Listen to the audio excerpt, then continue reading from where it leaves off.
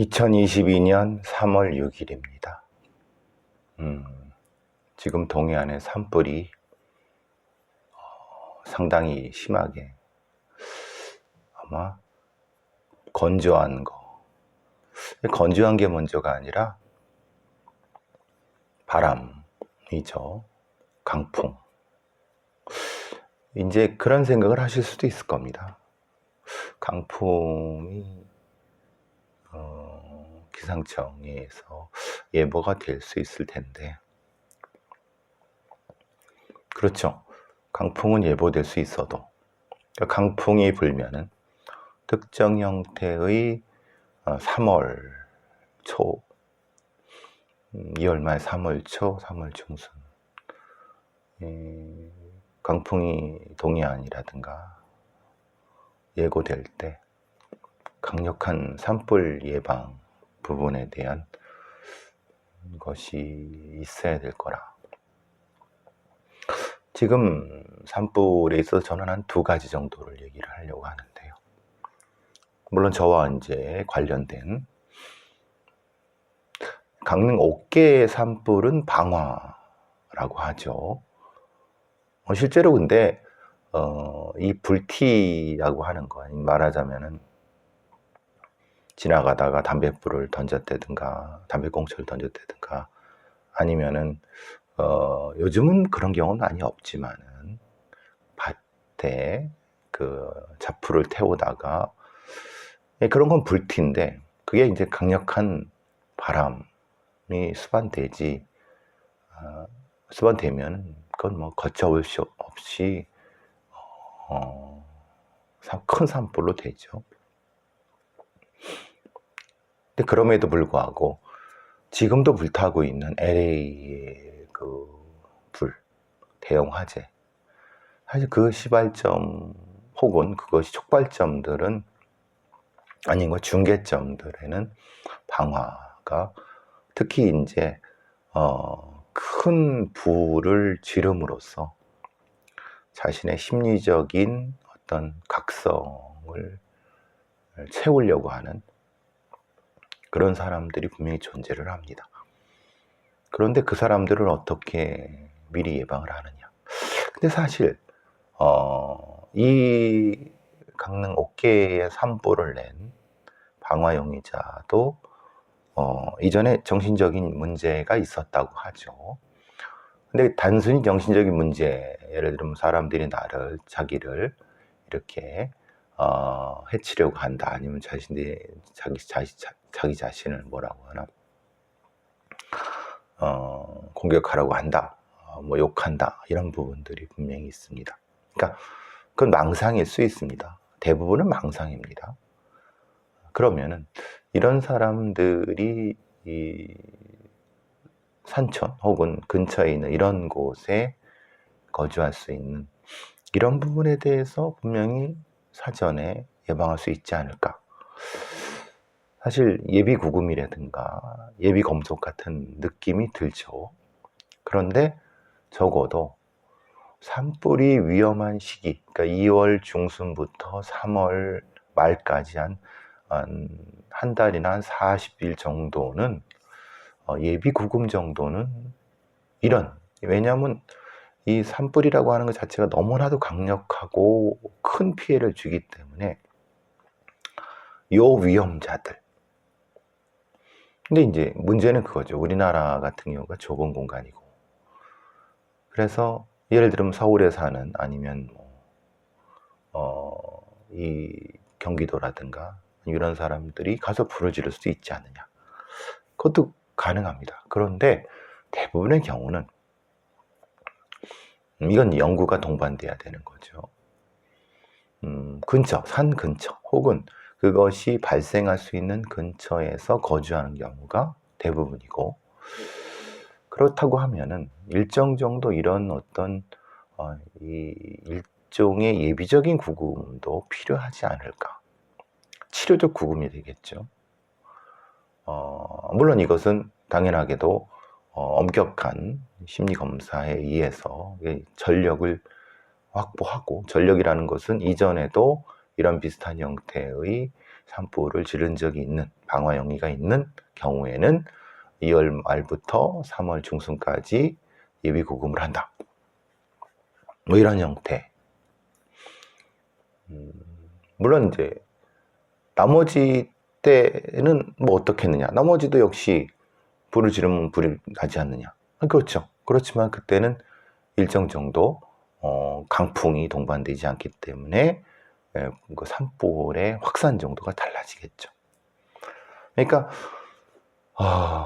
보통의 민주주의 사회에서는 이런 예비 검소나 예비 구금은 헌법을 반합니다. 그렇지만은 공동체에 대한 위해의 정도에 따라서는 우리가 치료적 예비 구금이라고 하는 것은 분명한 것은 치료적 그리고 공동체 보호적인 측면에서 아주 제외적으로 시행할 수 있다. 심각하게 고민을 해봐야 되는 지점입니다. 왜냐하면 이 과거에 예를 들면 작년이나 재작년에 큰 산불 혹은 그 이전에 큰 산불의 경험을 머릿속에 이 불의 경험을 머릿속에 이렇게 각인된 상태로 있는 사람들은 특정한 시기가 도래했을 때 그것이 발생하지 않고 그것을 경험하지 않으면 매우 초조하고 긴장된 상태에서 무엇인가 안절부절하지 못하는 심리적 상태가 된다. 그래서 스스로 공격성을 띠고 그러면서 불을 지르게 되고 그러면서 거기에 만족을 느끼는 이런 방식이 된다는 거죠. 그래서 LA의 산불 같은 경우에 방어범도 그런 방식이고 이런 사람들은 주로 이제 히키코모리 혹은 연두리 외톨이라든가 아니면은 산촌 같은 데 혼자 사는 사람들 경우도 많고 혹은 그 근처에서 일정 더 경제생활을 하고 있다 하더라도 이런 부분에 취약한 사람들이 존재할 수 있다. 보시면 아시겠지만 지금 이 산불로 인해서 여의도 49배, 여의도 면적의 50배 정도가 잿더미로 변한 겁니다. 그로 인해 발생하는 막대한 그 진화 비용들, 뭐 하늘 원전까지 가서 그 LNG 기지 작살났으면 뭐 감당 못하죠. 지금 뭐 푸틴이 미친놈이 우크라이나에서 원전을 공격하고 난리도 아닌데 그것도 사실 엄청난 위험하지만 그러니까 이것은 공동체를 보호하기 위해서 일정 정도 특정한 시기 특정한 공간에 산불 방화 용의 혹은 산불 방화 위험자들을 특정 시기 동안 예비적 치료 구금을 할 필요가 존재한다. 이것은 미국의 LA 산불이라든가 아니면 다른 사례에서도 우리가 상당히 큰 교훈으로 삼아야 되는데 이런 범죄를 저지르고 공동체의 위해를 저지르는 행위에 대해서 직접적으로 제어를 하기 상당히 힘든 어떤 구조, 사법구조 혹은 통제구조를 가진 이제 일종의 민주주의의 취약점들이죠.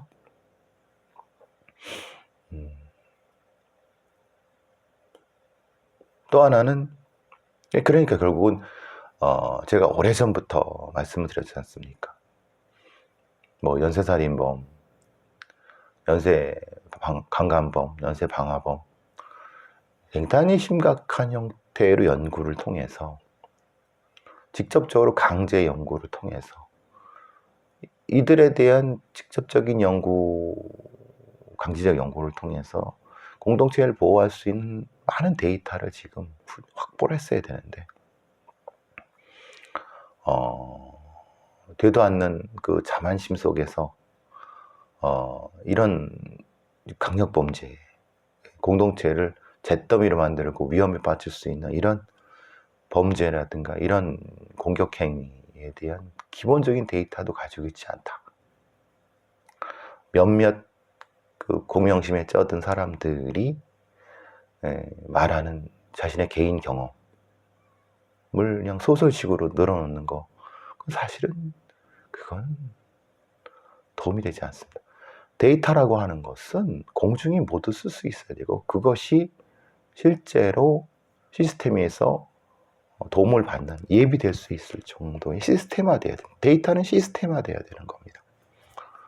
그리고 시스템화를 받쳐줘야 되는 겁니다. 이게 가장 안타까운 부분입니다. 지금 연쇄방화, 지금 이 강원 산불을 보면서 너무나도 안타깝다. 또 하나, 지금 산림청, 경찰, 소방, 군, 헬리콥터로 계속 물을 퍼나르고 있습니다. 참 어떻게 보면은 저러다가 이제 야간에 작업하다 떨어져갖고 작년 같은 경우는 가까운 목숨들, 헬리콥터 조종사들 순직하고 막 그렇습니다. 작년에도 이랬고 재작년에도 그랬어요. 근데 LA 산불 같은 거 보세요. 거대한 제트기, 엄청나게 큰 제트기가 있습니다. 제트기를 가지고 쭉 뿌립니다. 왜 그 전문가들은, 왜 우리나라의 그런 산림청이라든가 아니면 이런 공무원들 그 생각을 못하나? 1년에 한 번 난다고 해서 그게 할 수 없다. 근데 1년에 한 번 나는 저 산불이 얼마나 큰, 생각해보면 그 비행기 한 대 값은 나오겠네요. 그렇지 않습니까? 지금 이 엄청난 이 산불에 의해서 피해, 비행기 한 대 값 더 나오죠? 한 대 값만 나오겠습니까? 이 피해가 몇 조가 넘을 텐데, 몇십 조가 넘을 텐데. 안 그렇습니까? 비행기 한 대가 얼마 된다고? 1조가 되겠습니까? C-130 같은 다목적, 요새 같은 경우는 아무래도 이런 경우는 아무래도 V톨기 형태가 되겠죠. V톨기가 뭔지 수직 이착륙이 가능한, 그리고 좀 큰, 아니면 아예 청주공항이라든가 아니면은 강릉공항 같은데 빈 데 많습니다. 거기에 상시 대기를 시켜갖고 불이 나면 바로 이렇게 갖고, 그럼 헬리콥터 이렇게 바가지로 이렇게 퍼 부는 거 요만큼 하는 것보다 수십 배의 효과가 납니다. 왜냐하면 물을 조금 뿌리는 거는, 어설프게 뿌리는 건 의미가 없습니다. 계속 뿌려야 됩니다. 계속. 그리고 여러분 불 꺼 보셨죠? 한 번에 팍 꺼야 됩니다. 그러니까 한 대 갖고 안 되죠. 최소한 대여섯 대는 있어야 됩니다. 한 방에 편대 비행을 해갖고 촥 뿌리고 촥 뿌려야지 촥 하는 거예요. 그거 뭐 비행기값 얼마나 되겠습니까? 4-5대 해봤자 기껏해야 한 2-3조 대. 지금 저 올해 그 피해 그 액수의 10분의 1도 안 될 액수일 겁니다. 아마도. 저 인력들, 저 장비, 기름값부터 시작해서 그것보다는 막대한 환경 재앙부터 그렇게 근시한 적이, LA 그 산불 끄는 거 보셨죠? 제트기. 그러니까 이제 프로펠러기지만 비행기, 큰 수송기로 산 하나에 물을 그냥 팍 해갖고 쫙. 이제는 우리나라도 환경재앙으로서 봄철의 산불 혹은 가을철의 산불 대비를 해야 됩니다. 언제 어느 때 이 돌풍, 강풍에 의해서, 건조한 거에 의해서 산불이 이렇게 확산될 수 있다는 거. 이제는 상시적입니다. 그러니까 뭐 몇 년에 한 번 일어날까 말까가 아닙니다. 이제 1년에 한 번씩, 1년에 한 2번씩은 크게, 그럼 당연하게도 매그너스기 정도, 그 정도는 아니라 하더라도 C-130 정도, 허큘리스급 정도의 한 4-5개 정도를 산불 진화를 구비해 두고 뭐 그것만 하면 돼요. 다목적으로 쓰면 되죠. 그렇지 않습니까? 강릉이나 양양비행장 비워두고 뭐 합니까? 비행훈련 시키면서 거기서 저 산불 대비하고 거기서 떠갖고 나중에 통일되면은 북한에 산불 안 꺼줄 겁니까? 북한도 이제 통일된 우리나라인데 당연히 필요한 거 아닙니까?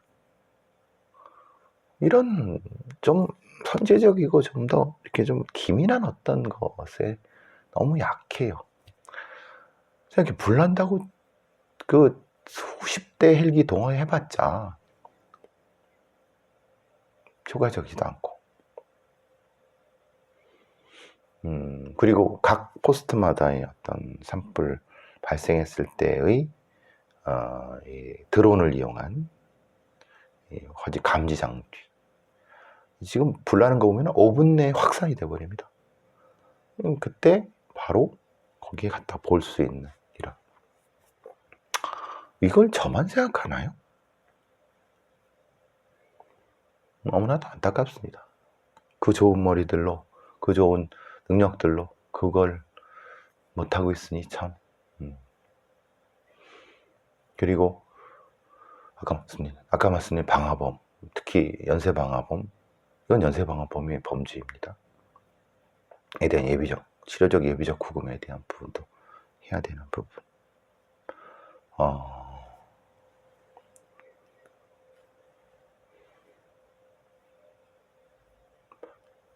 이 산불 혹은 불의 불의 기억이라고 하는 건 시각적으로 눈에 박혀 있습니다. 그리고 그것에 대한 호흡, 열기, 이걸로 몸에 기억하고 있습니다. 이 방화범들은. 그래서 그것을 가지고 거기서 불을 지른 다음에 촥 그 열기를 맡고 쾌감을 느끼는 그 각성 단계가 들어가는 겁니다. 그걸 보고. 그러니까 거기서 벗어날 수가 없어요. 공간적으로. 그러니까 이런 형태의 연쇄방화범, 방화범에 대한 데이터가 있어요. 데이터가. 제가 이 말씀 데이터는 대부분 미국의 연쇄방화범 연구회에서 나온 얘기들을 가지고 합니다. 한국 연쇄방화범, 방화범에 대한 데이터는 어디 있습니까? 연쇄방화범 잡아넣으면 뭐합니까? 다 풀어주고 실제로 걔네들 어디 있는지도 모르고. 어디 있을까요? 네? 어디 있을까요? 그 잘나신 분들 연쇄방화범 어디 있는지 한번 답 좀 해주시죠. 경찰청에 이 사건을 수사한 사람들. 우리는 그게 얼마나 위험한지 알면서도 사회를, 우리 많은 무고한 사람들을 위험 속에 빠뜨리고 있습니다. 일이 되겠습니까?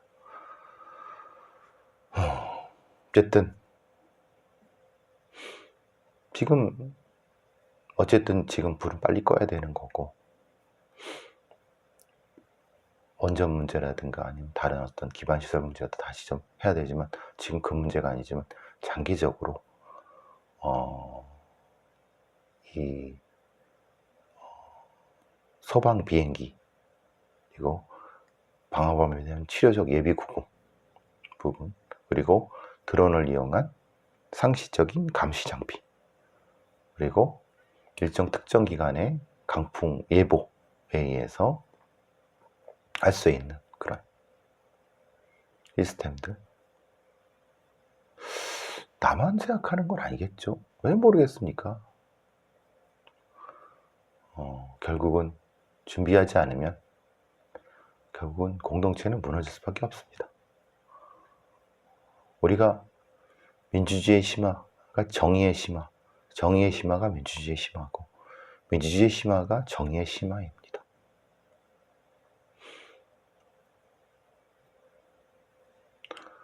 자, 산불 얘기는 여기서 이 정도로 하고, 빨리 산불이 진화되고 또 많은 소방관분들 또 주민들한테 힘을 내라고 하시고 힘을 내시길 바라고 이재민 분들한테 심심한 위로의 말씀을 드립니다. 자, 여기서 잠깐 끊고 가죠.